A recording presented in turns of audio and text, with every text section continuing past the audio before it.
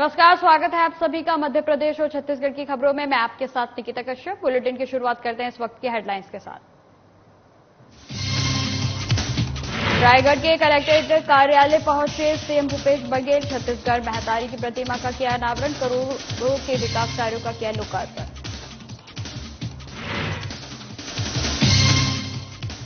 शिवपुरी पहुंची मंत्री यशोधरा राजे सिंधिया। कलेक्ट्रेट सभागार में मंत्री यशोधरा ने की बैठक। स्वच्छता को लेकर मंत्री ने जताई नाराजगी।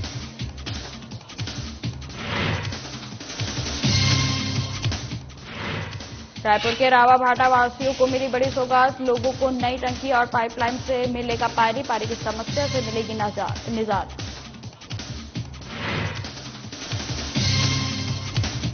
जगदलपुर में समर कैंप नई उड़ान कार्यक्रम का समापन। कैंप में बच्चों और युवाओं की निखरी प्रतिभा। विधायक लेखचंद जैन भी कार्यक्रम में हुए शामिल।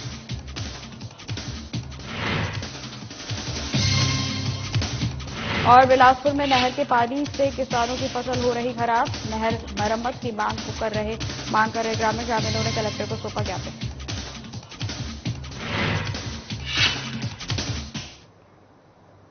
बुलेटिन की शुरुआत करते हैं। रायगढ़ के कलेक्ट्रेट कार्यालय सीएम भूपेश बघेल पहुंचे हैं, जहां उन्होंने छत्तीसगढ़ महतारी की प्रतिमा का अनावरण किया।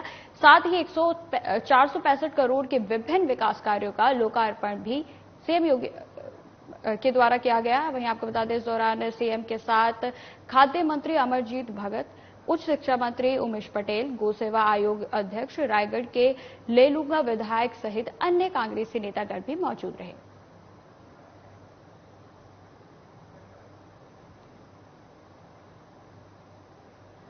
शिवपुरी में मंत्री यशोधरा राजे सिंधिया एक दिवसीय दौरे पर हैं। आपको बता दें कि जहां उन्होंने कलेक्ट्रेट सभागार में बैठक का आयोजन किया। इस दौरान मंत्री यशोधरा राजे सिंधिया ने कहा कि शिवपुरी में जब भी मैं आती हूं तब देखती हूं कि सड़कों पर स्वच्छता नहीं रहती है।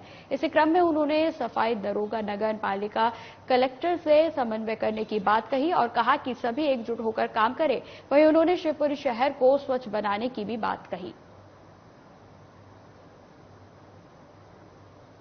कई चीजें आई हैं, जैसे अपना बांकड़े वाले रोड की क्या समस्या है, कब शुरू हो जाएगा, टेंडर कब लगा, कब टेंडर खुलेगा। आपके महाराणा प्रताप वाला रोड, उसमें क्या चल रहा है, कब खत्म होगा, पेवर्स कब लगेंगे। ये सारी चीजें और भी तो बातें हुई, सिर्फ थीम रोड की बात नहीं हुई। थीम रोड में क्योंकि अपने जो कॉन्ट्रैक्ट वाले हैं वो बाहर के हैं, तो उनकी क्या समस्याएं हैं, बिजली वाली कोई बात है क्या, एनएचएआई के साथ कोई बात है क्या। तो ये सारा समन्वय करना पड़ा और पार्षदों के साथ और अपने दरोगा, सफाई दरोगा के साथ, क्योंकि मैं देखती हूँ कि शिवपुरी में जब भी मैं आती हूँ तो रोड हमारे साफ नहीं है। साफ सफाई हमें चाहिए। बहुत अच्छी साफ सफाई होती थी, कुछ न कुछ गड़बड़ है, तो इस गड़बड़ को हम कैसे ठीक करें, ये मेरी भी जिम्मेदारी बनती है।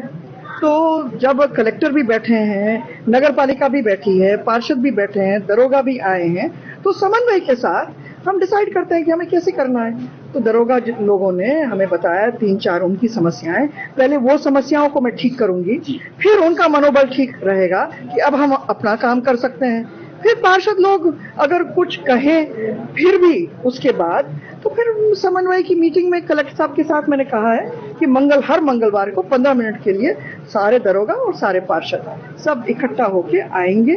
कोई तू मैं की बात नहीं होगी, अगर कोई समस्या है कहीं भी वो एड्रेस हो जाएगी। रायपुर में नगर निगम बिरगांव के अंतर्गत रावाभाटा वासियों को आज तक कभी दोनों समय पानी नहीं मिल रहा था। आपको बता दें, लेकिन अब नई टंकी और पाइपलाइन के बाद अब लोगों को दोनों टाइम पानी मिल रहा है, जिसको लेकर जिला सहकारी बैंक के अध्यक्ष पंकज शर्मा रावाभाटा पहुंचे, जहां उनके साथ महापौर, एमआईसी सदस्य और संगठन के नेता भी मौजूद रहे। इस दौरान उन्होंने खुद घर घर जाकर पानी सप्लाई का जायजा लिया। आपको बता दें कि पुरानी टंकी से लोगों को सुबह ही पानी मिल पाता था। आज तक कभी शाम को लोगों को पानी नहीं मिला था, लेकिन अब लोगों को दोनों समय पानी मिलेगा। बिरगांव में नई जल नल योजना पूरी तरह से शुरू होने के कगार में है। वहीं आपको बता दें कि ऐसे में अब पूरे क्षेत्र के लोगों को पानी की समस्या से राहत मिलने वाली है।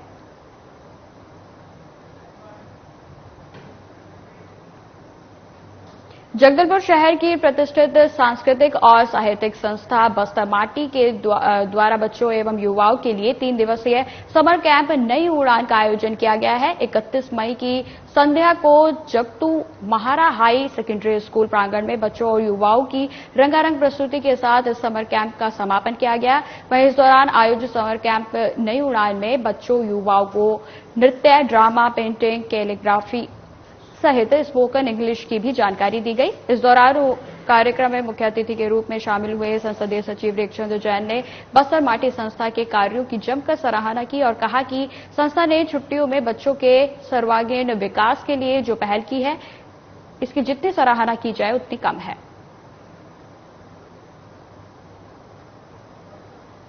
और इस आयोजन के लिए मैं बहुत बहुत बधाई करता हूं। ये जो संस्था है बस्तर माटी, ये सांस्कृतिक, साहित्यिक क्षेत्र में लगातार अपने जीवन को समर्पण करते हुए बहुत ही सराहनीय काम इस संस्था के सभी सम्मानित जनों द्वारा किया गया है। खबर बिलासपुर से है, जहां खारंग जलाशय से ग्राम कोडिया, दरा भाटा और नवा गांव में शहर के माध्यम से खेती की सिंचाई होती है। आगे के गांव भी पहले नहर से सिंचाई करते थे, लेकिन कई सालों से नहर से सिंचाई की जाने वाली कृषि भूमि की उपज सूख जाती थी, जिसके कारण किसान कर्ज लेकर खेती करता है और फसल सूख जाने के बाद उसकी लागत भी नहीं निकलती है। मजबूरन उसे कमाने के लिए महानगरों का रुख करना पड़ता है। वहीं आपको बता दें कि जिसको लेकर किसान बेहद ही परेशान है। वहीं अब ग्रामीणों ने कलेक्ट्रेट से शिकायत कर शीघ्र समस्या का निराकरण करने के लिए ज्ञापन सौंपा है।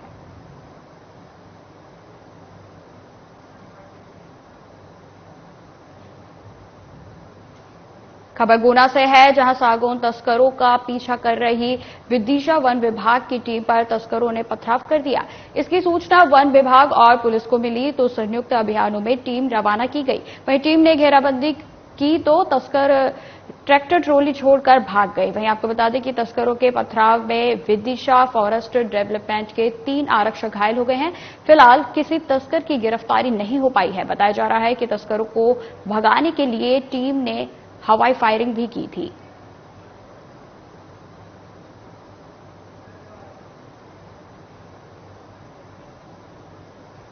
बालाघाट जिले के वारा सिवनी तहसील में ईगल स्पोर्टिंग क्लब और मध्य प्रदेश कबड्डी संघ के तत्वाधान में आयोजित की गई राज्य स्तरीय महिला कबड्डी प्रतियोगिता का 30 मई को सफल आयोजन संपन्न हुआ।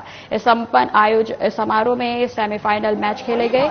वहीं सेमीफाइनल में अपनी अपनी प्रतिद्वंदी टीमों ने हराकर इंदौर और ग्वालियर की टीमें फाइनल में पहुंची, जिनके बीच रोमांचक मुकाबला देखा गया। वहीं समापन अवसर पर बतौर अतिथि डीआईजी मुकेश श्रीवास्तव, पूर्व नपा अध्यक्ष निफ्की पटेल, कबड्डी संघ के अध्यक्ष राजेश पाठक, बॉलीवुड के हास्य अभिनेता राजपाल यादव और इंग्लिश स्पोकन के सिंगर सलमान कुरैशी जैसे अनेक हस्तियां मौजूद रही। इस दौरान विजेता और उपविजेता टीमों को सम्मानित करते हुए पुरस्कृत किया गया।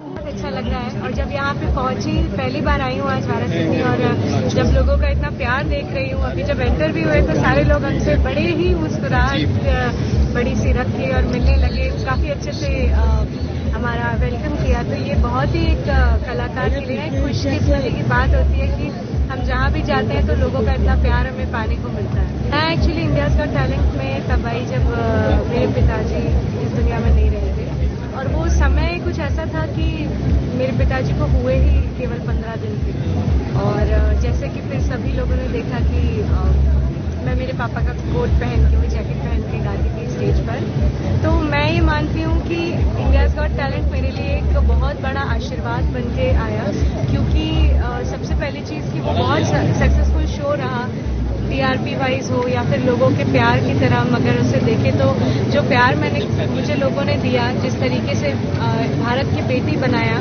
ये मेरे लिए एक बहुत बड़े सौभाग्य की बात थी। और मुझे ऐसा लगता है कि शायद कुछ पिछले जन्म के अच्छे कर्म रहे होंगे या फिर मेरे पापा का ऐसा आशीर्वाद रहा होगा जिसकी वजह से उनके जाने के बाद जब हमें लग रहा था कि अब पता नहीं क्या होगी हमारी जिंदगी, तो आईसी को मैं हमेशा बोलती हूँ कि मेरी जिंदगी बदल के रख दी। मुझे बहुत अच्छा लग रहा है यहाँ पर आकर, क्योंकि यहाँ पर मैं पहली बार यहाँ पर आया हूँ परफॉर्म करने के लिए। सबसे पहले तो मैं राजेश जी का और संजय जी का बहुत बहुत दिल से धन्यवाद करना चाहता हूँ कि उन्होंने मुझे एक मौका दिया है। क्रिस्टल इवेंट का भी दिल से थैंक यू बोलना चाहता हूँ कि इनकी वजह से मुझे परफॉर्म करने का मौका मिल रहा है। यहाँ पर इतनी प्यारी जगह है, इतनी पवित्र जगह है और यहाँ के लोग बहुत प्यारे हैं, तो मैं बहुत ज़्यादा एक्साइटेड हूँ परफॉर्म करने के लिए यहाँ पर। और बाकी तो अब स्टेज पे जाऊँगा तब पता चलेगा कि लोगों से प्यार कितना लेना है। ये सबका प्यार है, सबकी मोहब्बत है, सब लोग इतना प्यार करते हैं, सब लोग इतनी मोहब्बत देते हैं मुझे कि मेरा एक गाना आता है और उसको बहुत सारे लोग प्यार करते हैं, उसको इतना पॉपुलर कर देते हैं। क्योंकि ये बात मैं हमेशा कहता हूँ कि मैं अगर सलमान हूँ तो मुझे सलमान अली बनाने वाले आप लोग ही हैं, सब लोग जनता हैं, आप लोग हैं। क्योंकि आप लोगों के बिना हम लोग कुछ भी नहीं है, ऑडियंस के बिना, फैंस के बिना कुछ भी नहीं है। तो हमारी छोटी से छोटी चीज़ों को वो लोग बहुत बड़ा करते हैं, तो बस सबका प्यार है। खबर दिलदर नेवरा से है, जहां पर टेस्ट ड्राइव के दौरान कार लेकर 2 सालों से फरार चल रहे आरोपी को पुलिस ने गिरफ्तार कर लिया है। आपको बता दें कि वही मामले में थाना प्रभारी सुदर्शन सिंह दुर्बे ने बताया कि पार्थी अंशुल जोतवानी ने कार को बेचने का विज्ञापन दिया था और जिसे देखकर आरोपी ने खरीदने का झांसा दिया और टेस्ट ड्राइव के दौरान कार को लेकर फरार हो गया, जिसके 2 साल के बाद अब आरोपी को पुलिस ने गिरफ्तार कर लिया है। वहीं पुलिस ने आरोपी के कब्जे से कार को भी बरामद कर लिया है। फिलहाल पुलिस आगे की कार्रवाई में जुट गई है।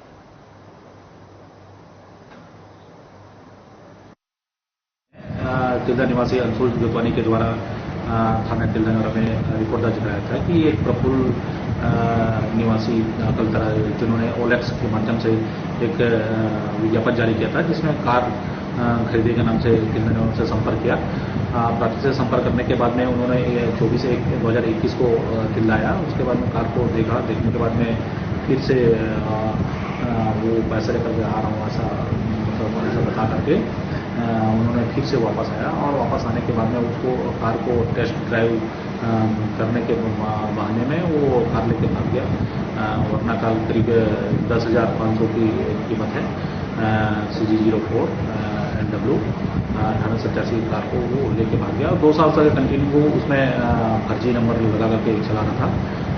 वही पतासाजी के दौरान में हमें वो आज गिरफ्तार किया गया है। गिरफ्तार कर और वो इसी तरीके से उन्होंने दुर्ग में भी ये घटना पारित किया गया है। आज उसको गिरफ्तार कर हम लोग न्यायिक रिमांड पर जेल।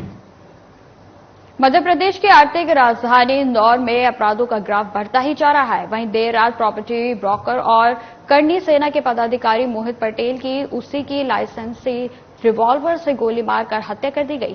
घटना की जानकारी के बाद मौके पर पहुंचे दोस्त मोहित को निजी अस्पताल लेकर पहुंचे, जहां डॉक्टरों ने उसे मृत घोषित कर दिया।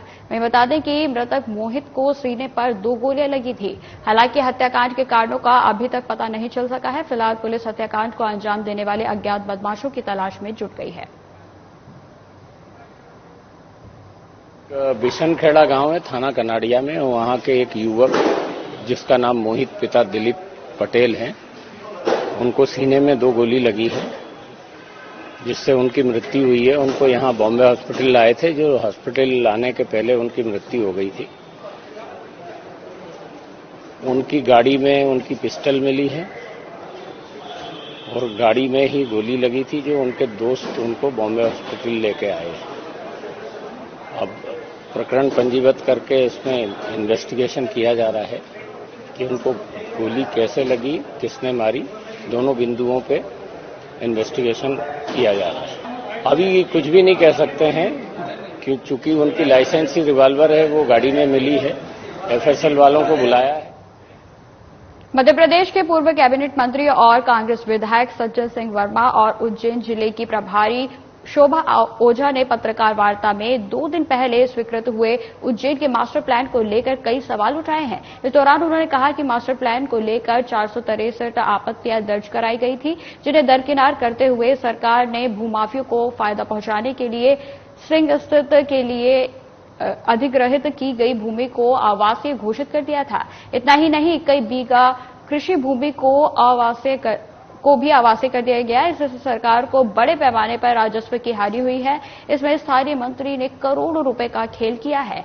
वहीं पूर्व मंत्री सज्जन सिंह वर्मा ने कहा कि हमारी मांग है कि मास्टर प्लान को परिवर्तित किया जाए या इसे निरस्त कर नया मास्टर प्लान बनाया जाए, अन्यथा कांग्रेस सड़क पर बड़ा जन आंदोलन करेगी। नगरी को भ्रष्टाचार का अड्डा शिवराज सिंह की सरकार बना रही है। उनके जो मंत्री यहाँ पे हैं, उज्जैन के नुमाइंदे, वो सारे लोग मिलके इस पवित्र क्षेत्र को, सिंहस्थ का वो पवित्र क्षेत्र जहाँ सिंहस्थ लगता है, सैटेलाइट टाउन बनती है, उस सिंहस्थ क्षेत्र की भूमि को आवासीय घोषित कर दिया गया है। 15 कई हजार करोड़ का घपला। महाकाल लोक में सप्त ऋषि की मूर्तियां गिरती हैं और दूसरे दिन ही मास्टर प्लान यहां का लागू कर दिया जाता है, जिसमें भू माफियाओं को पल्लवित पुष्पित करने का काम शिवराज चौहान ने और यहां के मंत्री मोहन यादव ने किया है। शिप्रा क्षेत्र की भूमि भी है, मुझे तो जानकारी मिली कि वो भी आवासीय कर दी तमाम सारी जमीनें। तो धर्म के क्षेत्र में जो पाप करने का घृणित अपराध करते हैं वो कभी भी सर्वाइव। सिरोंज के कृषि उपज मंडी में किसानों की तोल के साथ हो रही चोरियां रुकने का नाम नहीं ले रही हैं। वहीं अब फिर से एक मामला सामने आया है, जिसमें ग्राम ओराखेड़ी निवासी किसान गजेंद्र सिंह ने शिकायत की है कि डीके एंटरप्राइजेस में तोल कांटे में गड़बड़ी की जा रही है। किसान ने बताया कि उसका 1 क्विंटल गेहूं का जब तोल किया गया तो मंडी के कांटे पर 99 किलो 200 ग्राम पाया गया, जिसमें 800 ग्राम की गड़बड़ी पाई गई है। वहीं आपको बता दें कि किसान की फसल में गड़बड़ी निकलने पर कांग्रेस के नेताओं ने विरोध किया, जिसके बाद मंडी इंस्पेक्टर ने मामले को संज्ञान में लिया। फिलहाल पुलिस ने डीके एंटरप्राइजेस पर लगे हुए कांटे को सील कर दिया है।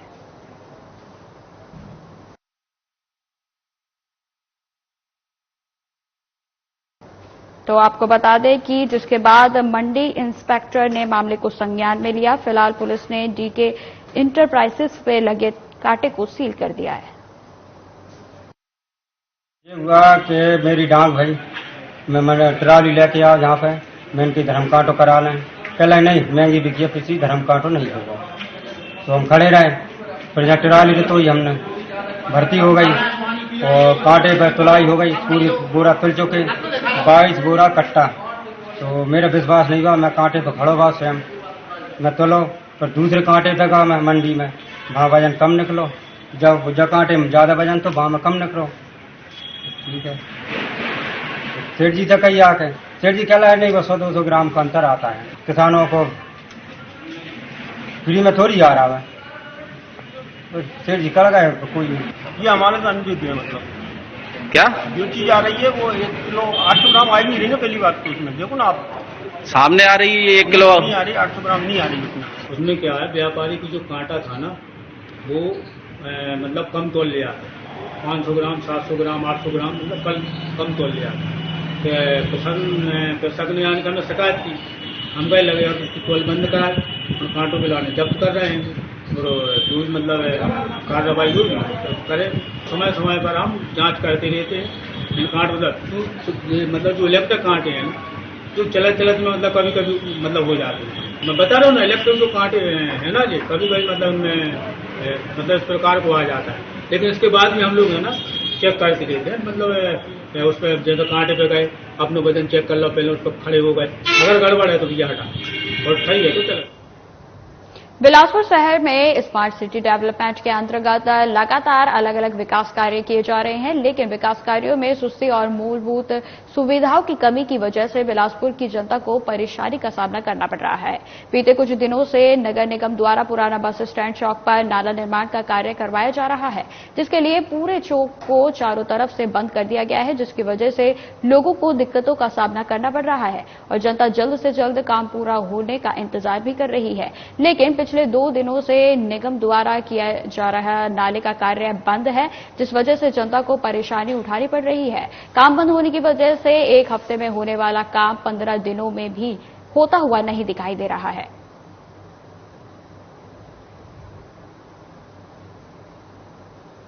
नाला कैसे निर्माण करना है यहाँ के अधिकारियों को नहीं पता है। नाला निर्माण होने में मुश्किल से 4 दिन लगता है स्लैब ढलने में। आज 8 दिन से बस स्टैंड का धंधा प्रभावित है, यात्री परेशान है, हैवी ट्रैफिक हो जा रहा है। नगर निगम एकदम कुंभकर्ण की नींद में सो रही है। और दूसरी बात, इनको नाला की स्ट्रक्चर नहीं पता कि कैसे पानी को निकासी किया जाएगा। आप विद्यानगर से होके आइएगा, उधर का नाला छोटा है, इधर का नाला बड़ा, पानी कहाँ जाएगा?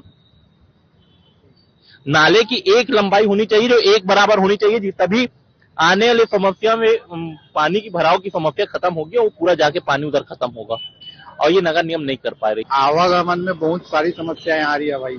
देखो रूट परिवर्तन हुआ है तो जो सामने जो दुकान है उसको घूम के पीछे से जाना पड़ रहा है। बहुत ज्यादा दिक्कत हो रहा है। प्रशासन को बोला गया था कि 1 हफ्ते में काम हो जाएगा, बोलते हैं 10वां दिन है। 10 दिन से जो यहाँ के वासी हैं वो बहुत परेशान है। बहुत ज्यादा समस्या हो रहा है, घूम के आना पड़ रहा है 2-3 किलोमीटर। ये कितने दिन से बंद किया गया है रास्ता को? ये करीबन 5 रोज हो गए। तो आप आम लोग क्या चाहते हैं? जल्दी निर्माण होके चालू हो जाए। इस वक्त हम लोग मौजूद है बिलासपुर के हृदय स्थल कहे जाने वाले पुराना बस स्टैंड चौक पर, जहां नगर निगम द्वारा कुछ दिनों से नाले का निर्माण किया जा रहा है। जैसे कि आप देख सकते हैं कि नाले का निर्माण हो रहा है। पिछले 4-5 दिनों में नाले का कुछ खास निर्माण नहीं किया गया है, बस इतना ही निर्माण हुआ है, जिससे ये देख सकते हैं कि इधर चारों तरफ बैरिकेड लगाकर रास्ते को परिवर्तित किया गया, डाइवर्ट किया गया है। आप देख सकते हैं कि चारों तरफ किस तरह से बैरिकेड लगा हुआ है। यहाँ चारों तरफ बैरिकेड लगा हुआ है, जिसे मार्ग परिवर्तित किया गया है नाले के निर्माण के चक्कर में। पर क्या ये नाला निर्माण का कार्यक्रम कितने दिनों तक चलेगा, इसका जवाब देने के लिए कोई अधिकारी, कोई कर्मचारी सामने नहीं आ रहे हैं। पिछले 4-5 दिनों में इतना कम निर्माण के बाद निर्माण से आम लोगों में को काफी समस्या का सामना करना पड़ा है।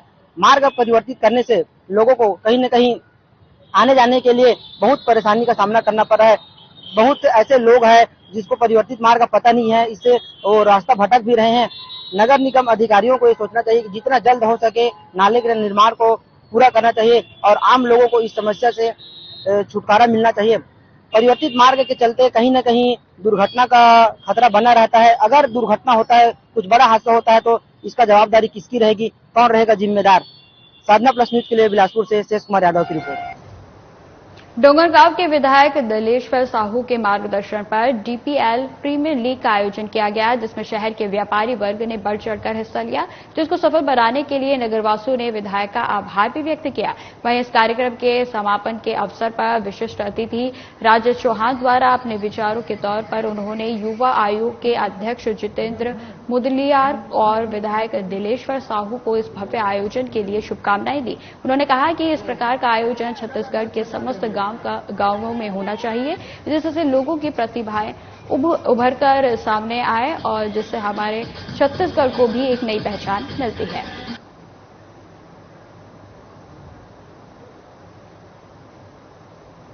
पिथौरा के पास गांव बया के पंजाब नेशनल बैंक शाखा के कैशियर द्वारा बड़े फर्जीवाड़े को अंजाम दिया गया है। इतना ही नहीं, कैशियर बिंदु प्रधान के द्वारा क्षेत्र के हितग्राहियों से रुपए लेकर जमा पर्ची में सील मोहर लगाकर हितग्राहियों को दे दिया गया है, लेकिन उनके खाते में पैसा जमा नहीं किया है। 5 महीने से परेशान हितग्राही अपनी जमा राशि लेने के लिए बार बार बैंक के चक्कर काटने को मजबूर हैं। वहीं अब तक उचित जवाब नहीं मिलने से करीब 50 से 100 हितग्राही बया चौकी का घेराव कर जमा राशि देने की मांग करने पहुंचे हैं।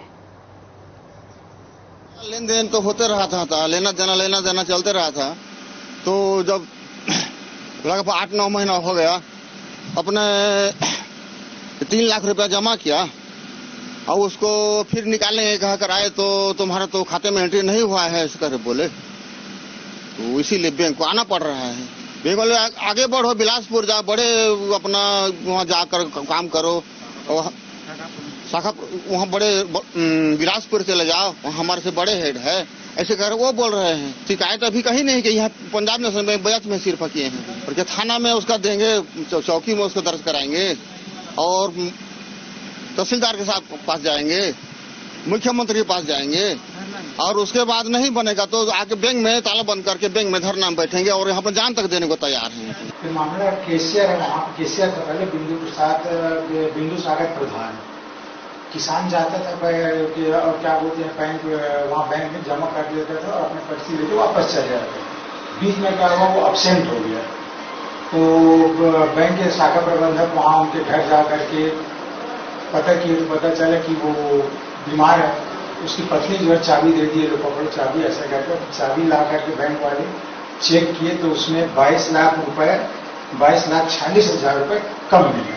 आरोपी की पतासाजी हम लोग हर संभव कर रहे हैं, लेकिन अभी तक कोई भी जानकारी हम लोगों को ना पब्लिक से न कहीं से नहीं मिल पाया है। हम लोग प्रयास कर ही रहे हैं। और बस्तर जिले के सभी थानों में लोगों के मोबाइल गुमने के संबंध में सूचना और आवेदन पत्र प्राप्त हुए थे, जिस पर वरिष्ठ पुलिस अधीक्षक जितेंद्र सिंह मीना ने टेक बैक योर प्रॉपर्टी अभियान चलाया, जिसमें गायब हुए मोबाइल ढूंढकर मोबाइल मालिकों को सौंपे गए हैं। इस दौरान पुलिस ने 117 मोबाइल ढूंढकर मोबाइल मालिकों को सौंपे। बस्तर पुलिस के इस अभियान के तहत गायब हुए मोबाइल वापस पाकर लोगों में खुशी नजर आई है। कार्यक्रम के दौरान वरिष्ठ पुलिस अधीक्षक के द्वारा बस्तर वासियों से रोड सेफ्टी, साइबर सेफ्टी और सीसीटीवी के महत्व तथा महिला सुरक्षा संबंधित विषयों पर महत्वपूर्ण जानकारी साझा कर पुलिस सहयोगी बनने की अपील की गई। फिलहाल इस बुलेटिन में इतना ही। खबरों की और भी जानकारी के लिए बने रहें हमारे साथ। नमस्कार।